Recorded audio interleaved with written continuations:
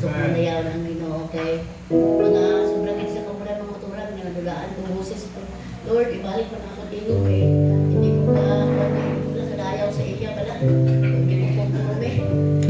Ibalik na ako dito madayaw na. Pag pinaw ano, nalayaw siya. Hindi kabayan, hindi kita kabayan.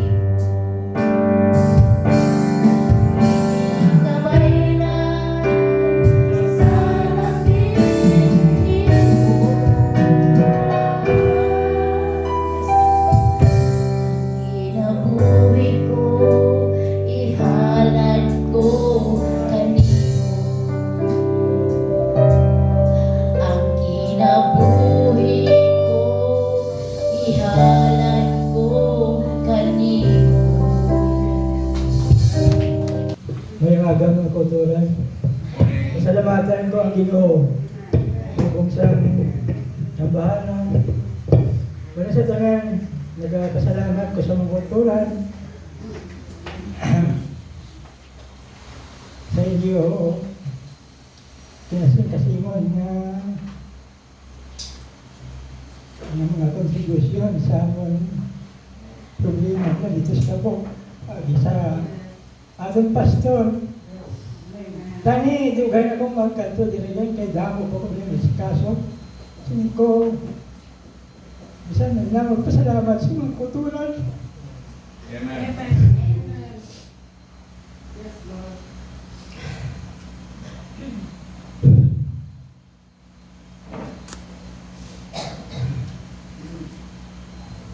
Salamat sa inyo kayo.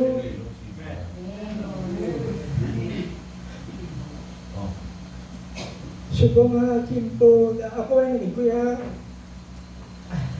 May maso ko paningon ko kung ako na biglang kay Ginoo na biglang ang amon na sindigan. Amen. Kaya ako, yung galit ko lang, daw ka, budlay naman na yan. Pero si Brad Toto nakabalon, wag ikaw, kung mag-expectan na. Amo itong may mula.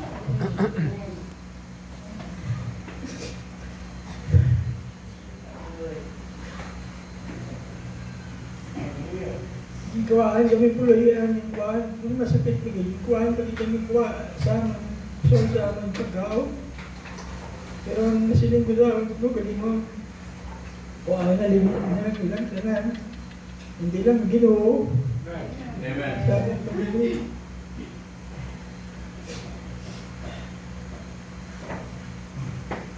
Ganyan.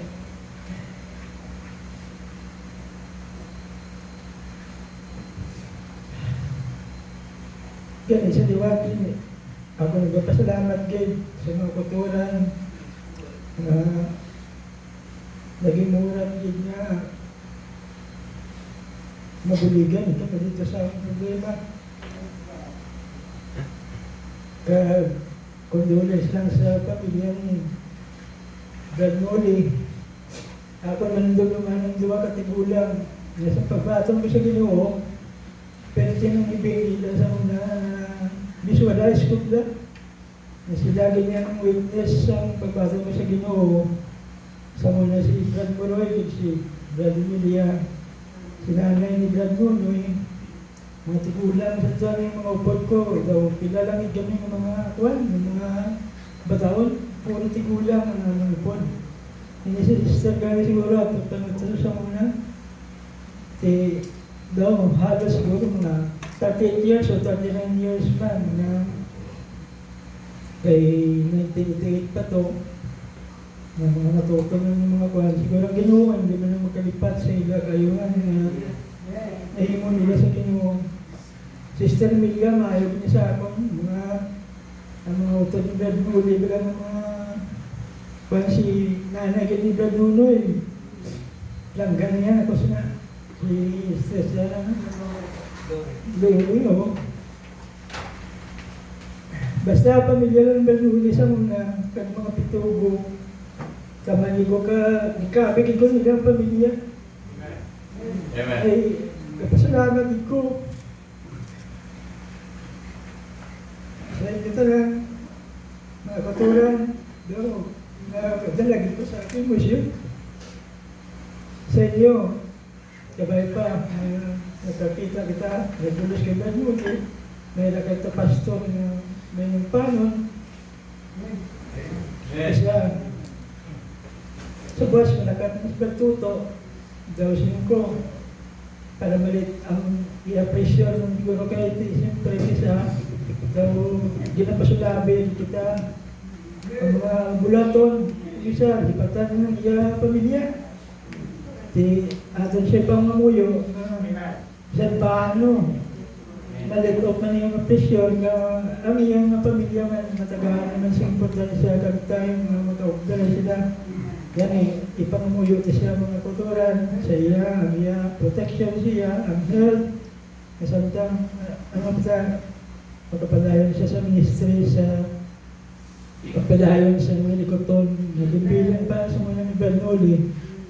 Kung isa ka na sa mga nadumduman ko pa, nga kina-question pa niya siya ni Sister Babe, kung balaging tawagin siya sa Ginoo. Kagakagto ko sa Andres, Brad, siya nagano ka man ni Batuto. Siya among gyapon ni ko na noong inaimo sa mga ni Bernoulli, kaya ako man pero niya bali-bali. Ti, 5, ati siya gintawagin siya ng Ginoo, Brad. Tingko, hindi ka pa kumbinsido. Ang ang sitwasyon ng naglayon kay siyempre, si Bernoulli lahat man to, galing si Brad Tutoya, nakakita kita pastor sa mga do kaprangka, do isa, mag-isog pa, ang disiplina susunod sa church, tinig mo, daw maglatihan ka sa kung nila kay hiwan mo na, hindi ka nakagawa, do gilansang ka na sa iyong bangko. Pero pasalamat kita ang dihatag sa ato sa Ginoo. Sa tanan nga pastor na mga amigo ko, siya din niya ang pinariya sa inyo ka, balagita yung lamag, mapasensyahon na pastor.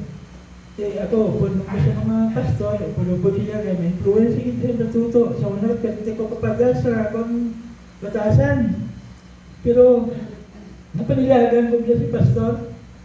Isang tuon niya, ginagawa na siya sa mga ibang mga pastor, pero parang sa iya, wala siya kabalo. Kasi ako, witness ko sa mga ministry lang paano na gano'n. Kasi niya gani na mga hatagan, importansya ang iba niya nagasungkol na gani.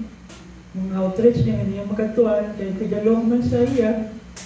Kasi ko, inyo lang, parang layang ka mo kabalong na ang kasapon Brad Tuto, ginatibad niya ng ganyan time.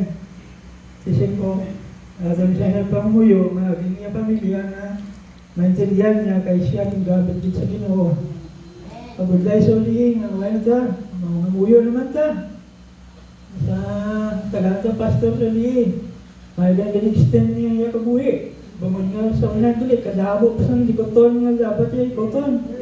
Pero tanawang tanatang kugalingon kung bala, kuway ko lang ginano, pero si Batuto, sensitive ng daan mo, nagtanaw yung mga kondisyon sa tumulog lang, kung ano, nag-grow na kung wala.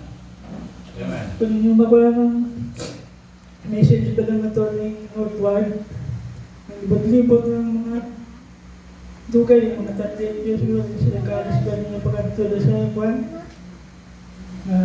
Munang dahilan na kadugay sila magkanto sa kwan, kay kasalawahan sa mga tumulungan, may subong.